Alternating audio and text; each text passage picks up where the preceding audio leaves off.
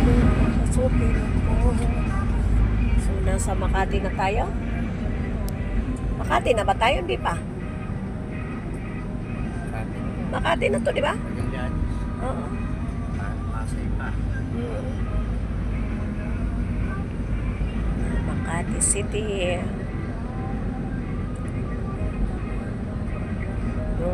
Yung itong Makati na to, ibira ko ratingin eh. Pero nung araw, linggo-linggo ako nandito. Punta ako dyan sa Makati Square. Masarap mamasyal dyan eh. Pero ngayon, hindi na eh. Glorieta. Oo, Glorieta kuya. Ganda dyan eh, Glorieta. Mas maganda lang yung sa Glorieta. Dati, linggo-linggo nandyan ako, nakakapasyal ako eh. Pero ngayon wala na eh. Sa kaya sa Makati Square. Oo. Terminal. Oo, di ba? Ang ganda doon eh, Glorieta. Marami ka mapapasyalan. Ngayon naman, mas marami ka na kasi mapapasyalan sa malapit. Sa SM nga lang eh. Maganda. Buendia exit nga. Ah? Buendia exit.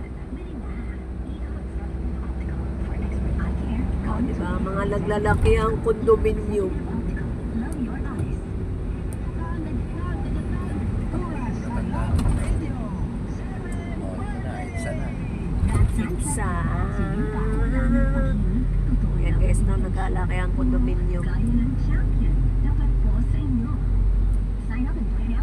Yan, pamakati muna tayo ngayon guys. Yan. Ito kagandahan sa... Alam mo, ito yung talaga namimiss ko sa Maynila eh. Mga malalaking condominium eh.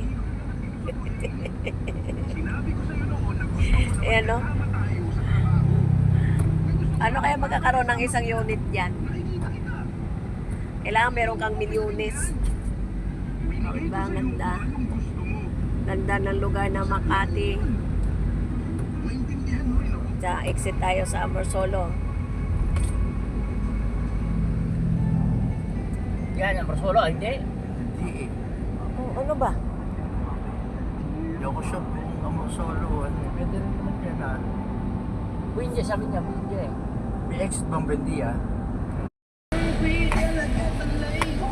Balik na naman sa nakasanayan.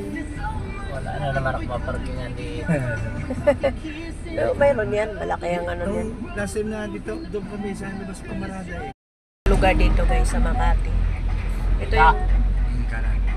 ito yung mga ginusto ko dito guys pag namamasyal eh.